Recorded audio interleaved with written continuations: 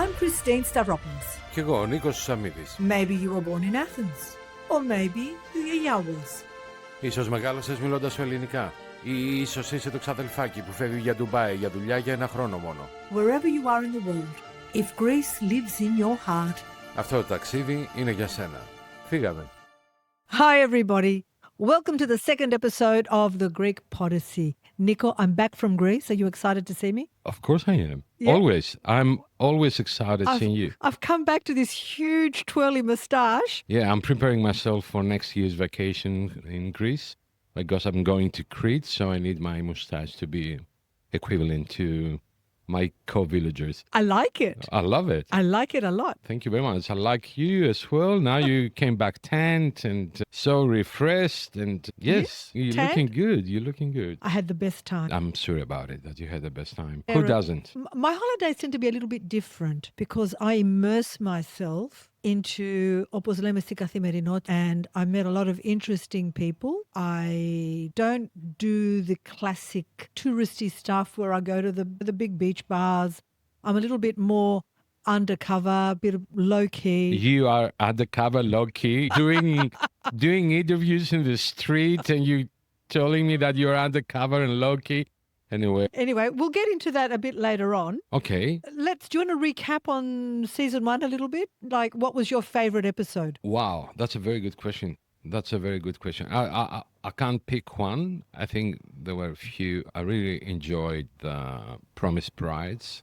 That was a very emotional episode. I enjoyed Kara's West story. I can't pick one, to be honest, Christine. How about you? Well, just on Cara West, Yeah. I was so excited to meet her in person when I went to Syros. Yeah, whoever wants, there is an interview on our YouTube channel. Christine took an interview with Cara West, so you can jump in our YouTube channel and watch the interview. She's just so bubbly, so enthusiastic, and I just loved it. It's great. I love to connect with the people that we interview. It's like they become a member of the Greek Podyssey family. You don't just cut and go. No. We like to keep track of how our guests are progressing in their adventures or their stories. So we, just like we had with Evelyn Sagapo, New York City, the first episode of our season 2, what a remarkable young woman Evelyn is. Of course, he's from Thessaloniki. Of course, yes. No, but just her passion in her culture, which is diverse and very rich, very proud with her Pontian roots, and her passion and determination in starting a restaurant in Manhattan called Sagapo. And I've watched some of her videos. If everyone's following Sagapo, New York City, she's a great cook. She's an amazing cook. Yeah. And which one was your favorite episode, Christine? Season 1. Oh, look, I have to say, I love the episodes that's just you and I when we go for it and our own sort of exchanges. I loved our interview with the former Consul General, Yannis Malikourtis. He gave us a great insight on Hellenism and continuing Greek culture and how we should disperse that around the diaspora. Although it was a very controversial part there when Mr. Malikourtis said the language, he thinks that it shouldn't be a barrier for whoever loves Greece. So you can't exclude people from, call them Philhellene or Hellenes, because they don't speak the Greek language. It is a tool, he said, to maintain Greek identity, but it's not a must. I agree with him. Have to speak Greek to be Greek, which was the message that he put across. I know a lot of people, look, I'll use my kids as an example. They feel very much Greek. They're not very proficient in speaking Greek. And then I know people that speak fluent Greek, but don't feel very Greek. So I think feeling Greek is something that you exude and feel inside you. A language should not be the barrier. The Greekness, that was the right word. The Greekness. Yeah. So it's not a must Yes. for Greekness. And yeah, it was a beautiful episode. We really enjoyed it. And of course, I did love the episode with Cara West, only apart from her very interesting story in being a digital nomad, the fact that she lives in Syros, because I have a great love for Syros. It's my beloved island when I go to Greece. There we go again. There we go. I will talk about Syros and my adventures in Syros. Because I know a lot of people wanted me to share insights of how I saw Greece, the tourism, how things have evolved, changed, good, bad.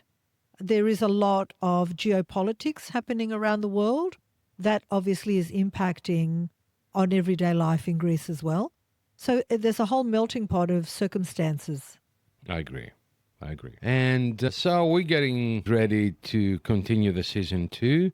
So we planned everything ahead and my trip to Greece, Yes. including. And let's talk about what's going to happen on the season 2. Before that, I would like to say thank you to everyone who supported us and watched us on season 1. Means the world to us. At the beginning, it was a project that we didn't know where we're heading to. And I think the words Podyssey sits really well with our journey here and your journey, of course. The best name, Nico. Thank you. No, it's not of that. Like all the journey that we had from the beginning of the setting up the studio till the end of the season 1, that was an odyssey. It was. And of course, we can't go anywhere without the valued sponsors that we've had on during season 1. Do you want to mention them? Yes, of course. We had Roasting Warehouse. I went to their cafe in Athens. Unbelievable. If you're in Athens, you need to go to Roasting Warehouse, the best coffee. They roast it there on the premises. The cafe opens out to a big lawn. Great menu, great people. Love that. So thank you to Roasting Warehouse. Thank you to M&J Chicken. They're within our community here in Sydney, because I know we broadcast worldwide. M&J Chickens are a stalwart and have written history, and we're very proud to have them as sponsors. We had, of course, Thalasia, that's given us this beautiful, the Phoenix, and I interviewed the artist, which I will be uploading onto our YouTube within the next week or so. Obviously, we want to thank Natasha, who was so popular. I have to say, she has had a lot of people reaching out to her, and each one that has come back to me with the most positive feedback.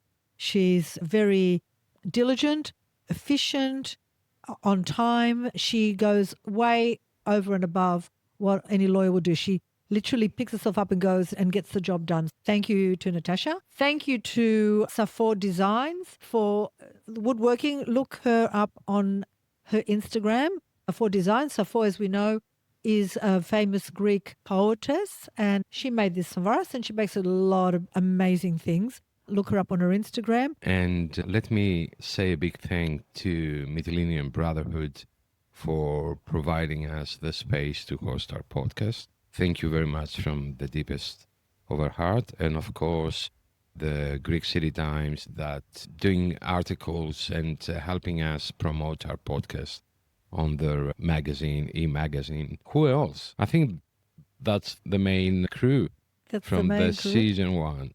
So now in season 2, of course, we will continue having the legal segments because we cannot let her go away. She is a treasure. And we have a new addition. There's the legal need, but then there's a lot of people that would like to start a business in Greece or buy property. Invest. Over to you, Nico, to introduce. Okay, Helco Consulting and Lucas Theodorou. He will hold the segment in our podcast, analyzing topics in regards to how you can build up a business in Greece, can help you with the real estate, all these matters. And he's doing a great job there in Athens. Do you want me to tell you a huge coincidence? It blew me away. Lucas made contact with me when he found out that I was in Greece, and he wanted to meet with me because he said he loves what we do on the podcast. And he said, your sponsor, Roasting Warehouse. I said, of course I know our sponsor. He said, I am the one that facilitated the Athens cafe to be up and running. Yes, I said, oh, Jesus, it's such a small world when you connect the diaspora. It's just such a small world. And the cafe is like pumping. It's doing really well. So we're excited for what Lucas brings to the table, looking forward to his contributions. And we will obviously be passing his details. I highly recommend, if you want to buy an apartment, if you want to invest in anything, Lucas is the person, and he will be on one of our podcasts because apart from what he does, his story is very interesting. I was really impressed with, he moved from Melbourne to Greece, but I'm not going to steal his thunder. That's going to be his story when we have him to introduce Don't himself. spoil it. I'm not going to spoil it. No, Just no. stay Please, tuned stay for tuned. Lucas. The views and information shared in this program are for general purposes only and don't constitute legal, financial, or investment advice. Please seek professional guidance before making any decisions. The Greek Podyssey and its contributors accept no liability for actions taken based on this content. So the first topic we're going to touch on, which is a very important topic, not the most favored topic for anyone, is tax and setting up a tax structure. So just like Greece, just like Australia, just like any Western country and most countries around the world, you are taxed on personal income and income from corporate earnings. That is really, really important in Greece to get right. And as I always say to my clients, the Greek public system is sometimes like going to university. No one's going to tell you to do your homework. No one's going to tell you in Greece that you're going down the wrong path until you've hit the dead end and you have to backpedal all the way back to the start. So that's why we're here to do it right for the client, make sure all the boxes are ticked, and make sure that the tax file number is set up for a tax resident abroad, not a local tax resident, a tax resident abroad, which applies to any foreigner or someone that doesn't live in Greece permanently. You're considered a tax resident in Greece after you cross over 180 days. For the time being, we're classifying everyone as a tax resident abroad for the purpose of this video. Establishing the tax file number will mean that obviously someone, an individual, will be able to then proceed to open up businesses, to buy real estate, buy businesses, buy shares, do all of that great stuff, open up a bank account, and the list goes on. It will also mean that you've got access to the online tax system, which is My Taxesnet and gov.gr, which is the equivalent to our Australian version, which is MyGov, and all of those online systems that come with that. The online application process does have certain key areas, and this is what I would like to stress. The marriage component in the application is really important to declare. Are you married? Are you not married? If you are married, and if you are married in another country, the marriage certificate will need to have what we call an apostille stamp. It is a stamp that goes on the back of the certificate to certify that this certificate is legal and the person that signed this certificate, the government official, is a legal signatory of the government. And it effectively allows that certificate to be used in another country. It will also need to be translated into Greek by a Greek lawyer or legal translator. You can find them online, or we can help you with that. And the other really important part of this application is that there will be information put in there that needs to be accurate. False declarations can lead to fines, and false declarations can lead to rejections of applications. And that's really, really important because we need to understand that any client is obviously telling the truth, but being law-abiding with the system. You will then be interviewed and your identity will be profiled by the tax department through an online call by which your tax file number will be issued, and we will help you establish all of that online access and online presence with the tax department and with gov.gr and Taxesnet. And that is a really, really important part of setting this up correctly, because if it's not done correctly, it can cause a lot of issues down the track. And especially when it comes to double taxation, which we'll talk about in another episode, it can be problematic. So we're here to set it up correctly from the start with no issues. So we are having some very interesting topics, hot topics for the Greeks living abroad and the people who love Greece being Greek. They're going to have food, history, music, science. What else? Controversy. Yes. So stay tuned for the season 2, and we'll be there for you with some very special topics. Look, we try not to get into politics, but it's really hard to avoid politics sometimes. So some of the controversy, for example, when we have Ellie on our podcast, we're going to talk about the marbles. So the Greek marbles, I don't obviously, think it's politics. there's an element of politics that does come into it because a lot of it is political.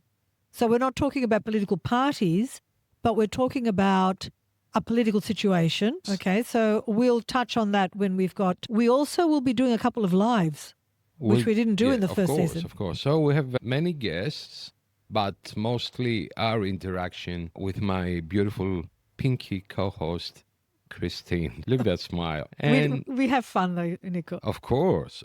And that's why we loved it, and that's why we continue doing it. And our numbers and followers and views far outstripped our expectations. That's Thank you very exciting much. to watch. And the feedback that we receive, and people now contacting us to want to be on our podcast. So please, there's an open invitation. If you have a story to tell, and from anywhere in the world, wherever you may be, we were contacted by a Japanese girl who plays Rebetika in Japan. So we thought, what a story that would be, like Greek Rebetika played in Japan by Japanese. Sorry, but there is no other Rebetika than Greek. The fact that it's played in Japan by yes, Japanese people correct. is an example of how Hellenism crosses the borders to other cultures. It doesn't have to be within a Greek community. It could be a totally different community. And during the season 2, we're looking to have about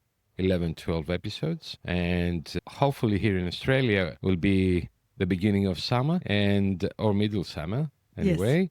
And Bring because it to- October, November, December, it will be middle of summer, and in Greece it will be Christmas.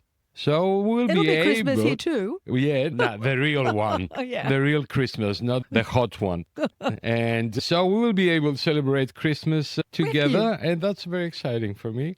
We can show you around how the Australian Christmas is. For people in the Northern Hemisphere, we can show you what a summer Christmas looks like. And we'd like to take you a tour of how Christmas is celebrated in different parts of the world. I would love well. to see from other countries like America, Canada, UK, South Africa, wherever Greeks are. How you guys doing there? Please send us a few videos. If you want to talk to us, we're more than happy to host you here. Because this podcast is a platform for all Greeks living abroad. It's not just Christine and myself. It's for everyone. So our goal is to connect all the Greeks from the diaspora from around the world. We want to be global. What Well, about already. Germany? There are so many Greeks living in Germany. Yeah, I'm not saying European countries because Europe is so close. Yeah, Still, it's you still. know, Greeks living amongst the German culture. Oh, Greeks are in France, are Yeah. in Sweden, are in Germany. We are everywhere. We're everywhere. Yeah, exactly. We are everywhere. Do you want me to tell you about my trip to Smyrni? I think that you cannot wait to say that. Let me tell you how it evolved. I was invited by a good friend that I was staying with to go to a wedding in Smyrni. And I was ready to go to a Turkish wedding and excited to see how that evolves and how they celebrate. My girlfriend rings me up and says, Christine, the wedding has been postponed, but we're still going to go to Turkey. And I said, that's great because I've postponed my trip to Mytilene because I thought this is an opportunity to go with someone to Turkey because it's not something that I would ever do on my own, I don't think, and be hosted by people that can take us around to the various places. So I thought it would be a great opportunity. And for me to maybe pick up something for our podcast, I said, why is the wedding postponed? This is where I'm going to get a bit political. She said, the bride's father is from an opposing side to Erdogan, and he voted for something that Erdogan didn't like. So he rounded him and another 20 men and threw them in jail. And the bride was beside herself. She said, I cannot get married without my father present at my wedding. And my heart went out for this poor girl. She was in tears nearly every day. So we stayed with them and they showed us around. So we went to, let me just say, for me, I felt a lot of Greece. And I still call it Smyrni, even though they call it Izmir. To me, it's Smyrni. There's a lot of Greek. And what I found was the Turkish people love Greeks, love Greece. It was a little surreal. I felt like the ghosts of Greeks surrounding me. It was. And I said to one of the guys, why did you slaughter us? Why did you do that to us? That's exactly what I said. Did you say that? 100%. That's how I said it. And he said, when we were in school, we were taught that the Greeks set the fires. I said, okay, you're not in school now, you're a grown man and you're a critical thinker. Why would Greeks set fire to their homes, their fellow man, destroy their fortunes? Why would they do that? Let's call it what it is. It was ethnic cleansing of the area. And I know that in Turkey, there's a huge dislike. Maybe I will call it hate for Erdogan, but there's a huge love for Atatürk. And I said, all right, he is the founder of modern Turkey, but he allowed this genocide, this massacre to take place. Did you find any Greek remains, like Greek businesses still running there? I know there are families still there living there. Yes. But do they operate as Greek businesses or? I can't say that I saw Greek names. I didn't see Greek businesses. In fact, I was told by quite a number of people that they prefer to get the ferry across to Chios or even Samos and do their grocery shopping there because they find it cheaper and better quality. In Greece, they're doing as well too. They're going to Turkey. Well, very close. And we've got to be realistic and say without the Turkish tourism, those islands of the Aegean Mediterranean... Is that tourism? Go for groceries? No. During the summer months, they go there for their holidays. Okay. They say, we love Greece. Okay. We love Greek people. The conclusion that I reached is hate is not between the people.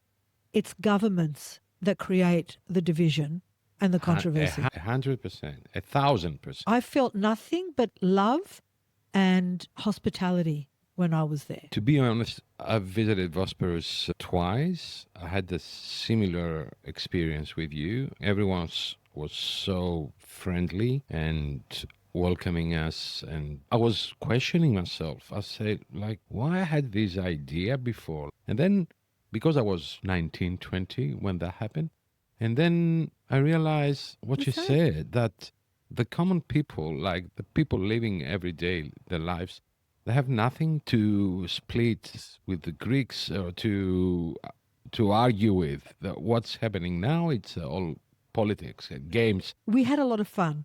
Yes. Truth is the Greek spirit still lives there in Turkey. If you go Ephesus. I went to Ephesus. It's amazing. It's amazing. Let's have a break. Okay. Hello, I'm Natasha Karamichou, legal advisor and solicitor in Greece. During the first cycle of the Greek Podyssey, we navigated through several legal topics of your interest, especially property-related, inheritance-related, declaration of rights on properties, and many practical issues, like, for example, how do we register properties in the land registry? I thought it would be a nice idea to wrap up the knowledge on land registrations in the next two podcasts through a Q&A presentation. Let's start with basic information. What is exactly a land registry or cadastre? The National Land Registry is a unified and constantly updated information system which records legal, technical, and other additional information on real estate and rights to it, under the responsibility and guarantee of the state. What does a land registry record? All transactions that create or change rights to real estate on a property-by-property basis. It guarantees the legal information it records, and each transaction is only registered after a substantive legality check. It records the geographical description, shape, location, and size of the property. It systematically discloses and records public real estate. It records rights of advanced possession, which, especially in rural areas, is perhaps the most common way of acquiring ownership due to informal transfers. Does the cadastre replace the land registry? Is there a difference between them? Yes, it does. According to a 1995 law, focus is given on the land parcel and not the person as owner. The cadastral offices take over the operation of the land registries. There is a transitional period until first registrations are finalized, during which cadastral offices and land registry offices operate as one. Which are the required documents and how much time do I have to register my properties? Once an area has been declared under cadastral registration, a declaration of the registrable rights to the property must be submitted to the local cadastral office within 3 months for citizens living permanently in Greece, and within 6 months for foreign residents and Greeks living abroad, stating the property location, type, land parcel, horizontal or vertical property, attaching the corresponding title deeds of the property. Is it mandatory to register a property in the cadastre? The property declaration is mandatory. If not submitted, it is prohibited to create a right in rem for the right not declared. Nor is a building permit granted under the name of the person who failed to submit the declaration. In other words, it is as if the property does not exist. Therefore, we cannot sell it, we cannot renovate, and in general, we cannot exercise any rights on this property that we have legitimately acquired. What if a registration contains mistakes? We can always correct them through the manifest error correction process. A manifest error could be an incorrect indication of the details of the holder of the right registered in the notice of registration, incorrect indication of the type of right registered, incorrect indication of the title of ownership. On the other hand, a request for correction of geometric data, location, shape, boundaries, area, the replacement in whole or in part of the beneficiary does not constitute a manifest. What if I missed the registration deadline? You can always declare your rights even after the registration and declaration process is completed. There might be a certain fine charge for this action. Can somebody object our rights at the land registry? Anyone who has a legitimate interest can submit an objection indicating obligatory full details at the land registry offices, as long as she or he can prove the legitimate interest on the property. What if we don't have an acceptance of inheritance deed in our hands? Can we still register the inherited property at the cadastre? The declaration of the registrable right can be made with a succession as the cause of acquisition even before the drafting of the acceptance of the inheritance deed. The registrable right is entered in the cadastral tables of the land registry, but the beneficiary cannot validly attempt any act of exercising it until the relevant conditions are fulfilled under the Article 1193 of the Civil Code. What you should always keep in mind is that every case is different. Different properties, different rights, different geographical areas, different circumstances. This is why the consultation of a specialized professional is of foremost importance before attempting any action regarding land registries or cadastres. In our next podcast, I will continue exploring challenging aspects of the land registry laws in Greece. Join the Greek Podyssey and find out more. Turkey was full of surprises. Turkey was full of Greek memories and friends there. And awakenings. And a history lesson. Okay, so conclusions. Thank you to everybody that was wonderful and hospitable to me when I was in Turkey. And then what else? Should we go back to the homeland? Of course. Okay, what was the highlight of your trip? Look, I have to say, meeting Stavros Xarchakos. How about places that you visited? Like, of course, it's an honor to meet Stavros Xarchakos. I've told you, one of my favorite all-time songs is Aspri Mera ke ya mas. And there I am with the person that wrote the song. And I admire him so much. I've seen him in concert. And it was like, can I say it? It gave me goosebumps. There we go, the goosebumps. I love meeting people. For me, I see beautiful places. Everywhere you go in Greece, it's a beautiful place. But what makes a trip special for me are the people that I meet, even if it's the taxi driver that's taking me somewhere. People's stories. I was sitting in the taxi going to a concert in Athens, and I started a conversation, and he said to me, my wife gave birth to triplets 2 days ago. I said, triplets? I said, were they naturally conceived? He said, yes. Straight away, you know where my mind went to, Nico? And I still think of this man today. To date, I think working on a taxi driver's salary with the cost of living, having to raise triplets. Of course, I was at this amazing book festival in Athens, and there was Stefanos Kasselakis presenting his book. And of course, I wasn't going to waste an opportunity. I asked him a couple of questions, and later on, we can maybe have him on a future podcast. I basically wanted to find out how important the Greek diaspora is firstly to him and to Greece. Yeah, we uploaded We over pop these. into our YouTube and you can see that interview. But don't tell me about people that you met. Yeah. When you left Greece, you felt emotionally, sentimentally.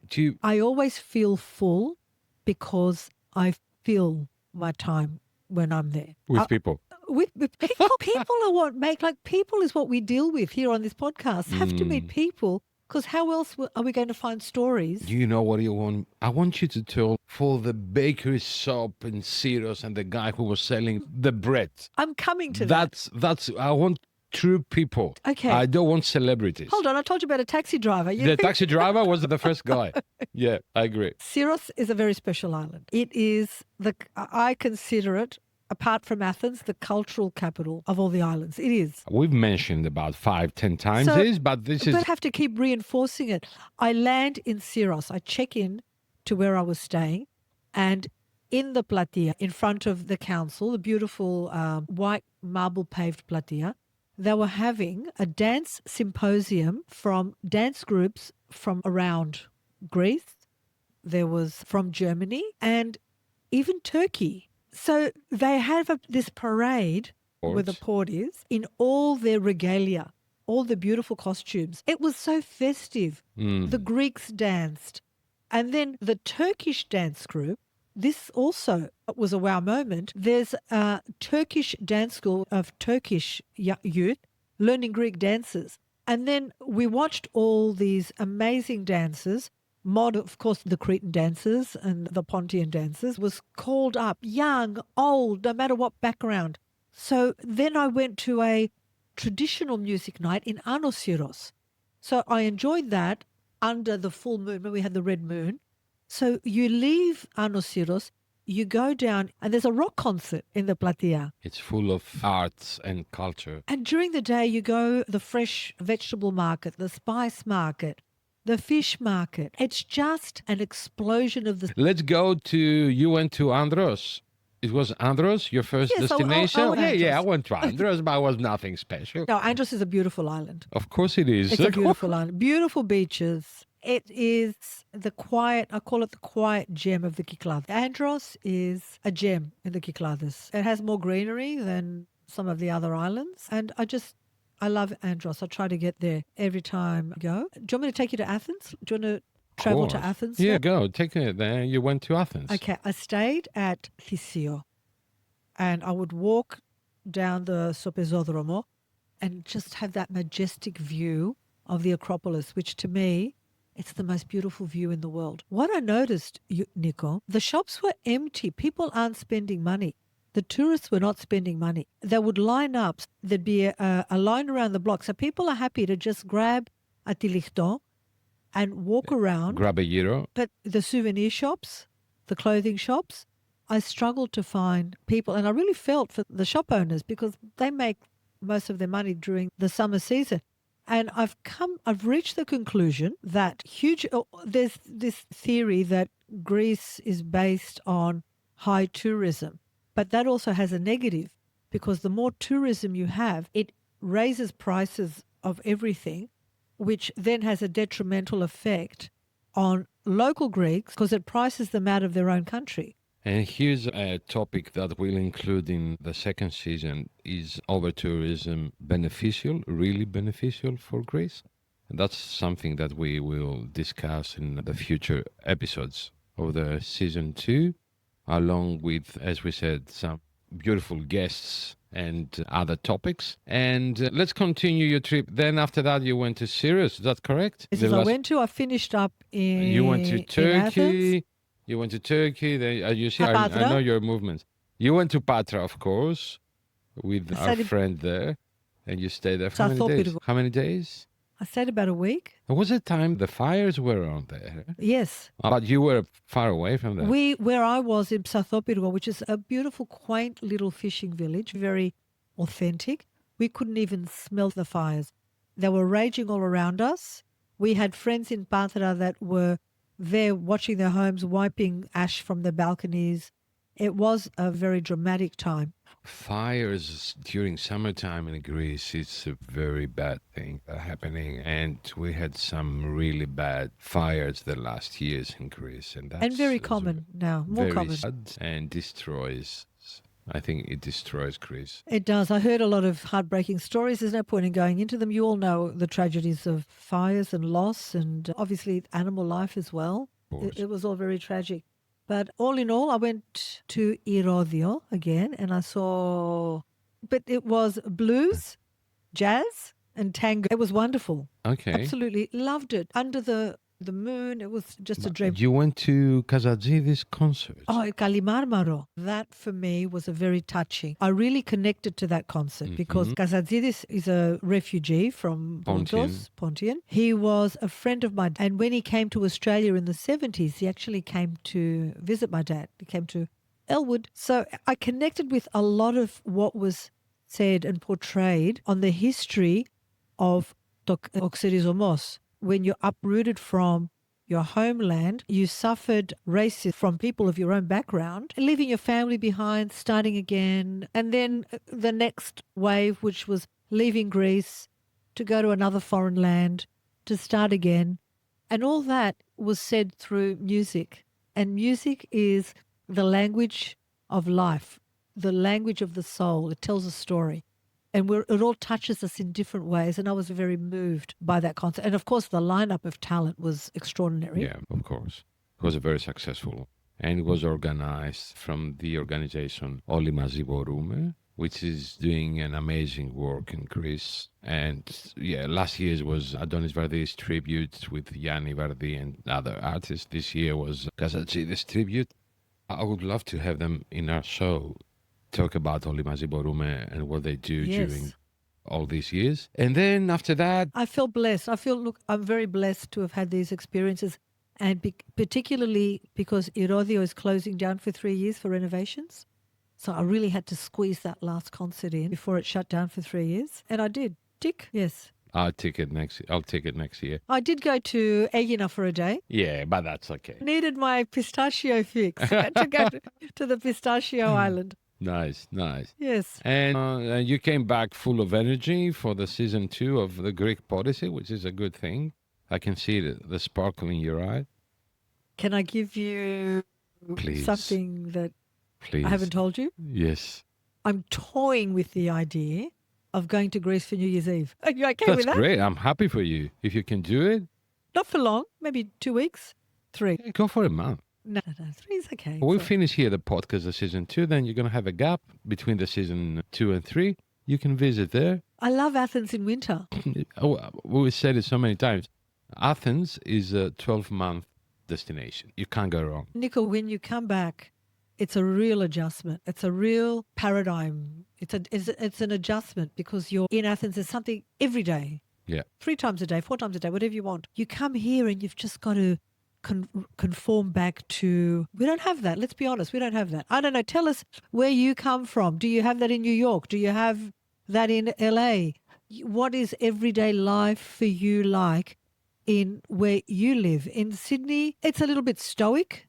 But, Christine, you're going there as a tourist. No, what do you mean I don't agree with that. I agree with that. Sorry, let me finish. You're going there as a tourist. You have no responsibilities. You have money in your pocket to spend, correct?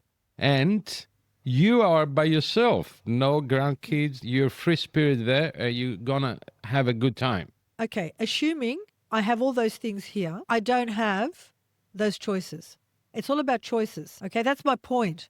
My point isn't what I do. Lifestyle-wise. In Greece, whether you have it or you don't have it, if you want it, it's there. That's my point. I agree with that. I'll second that. Yeah. And then I'll say again, there is no better place for holidays than Greece. Thank you. We got the hell knocked out of us. I love saying that. Do you know how many times that episode has been shared? I know. And then we have everybody going, whoosh, you're not Greek. You're not Anyway. this. You're not that. We love that. We actually want to have a debate about. At some stage, we want a fiery debate and we'll get a couple of historians and talk about who owns history. Okay, but do we need to have a debate about that? A lot of people are debating us. You can go in a university and study classical history and you'll find out who owns history. But it depends who's telling history. That's the thing. You can ignore what's been taught Exactly. at the university. That's like when you take a diploma of history, classical history, it's a diploma from a university. It's Yes. a degree. It's more than a Google search, isn't it? Exactly, yeah. And Yeah. all these, the funny posts they're posting as the made up Yes. maps and all that. Anyway, that's part of our job. And I'm very happy you're back. I missed you, to be honest, but we were in contact all the time. We were in contact all were the there. time. But you didn't miss me at all? I did. No. I missed you heaps. I miss Oh. being back here behind the microphone with you. Thank you. And we're ready to rock and roll. The Yes. season 2, we started very strong with the Love Evelyn Evelyn. from Singapore, New York. That's the second episode, and we will continue having fun here at the Greek Podyssey, sharing your stories and contribute to our Greek culture as much as we can. And thank you. Look forward to Lucas.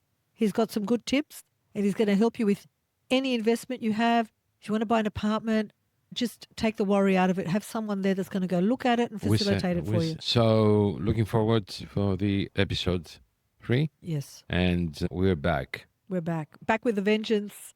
Back with you. Happy to be back. And thank you for following and joining and supporting. And thank you to our fabulous sponsors. And please, if you haven't yet, please follow our YouTube channel where you can watch beautiful Christine wearing this pink shirt and chocolate t-shirt, and she's gorgeous. And thank you very much, everyone, for one more time for watching us and listening to us. The podcast is uploaded in all major platforms. You can listen, you can watch, you can participate, and because it's your Podyssey, it's not only ours. You matter. Everything you say, we take on board. Thank you very much. Bye-bye. Bye. I'm Christine Stavropoulos, Κι εγώ ο Νίκος Σαμίδης. Και αυτό είναι το Greek Podyssey, το podcast της Ομογένειας. a podcast for Hellenes worldwide, sharing stories, culture, identity, laughs, and a little bit of tsugrisma along the way. Γιατί μπορεί να φύγαμε από την Ελλάδα, αλλά η Ελλάδα δεν έφυγε ποτέ από μας.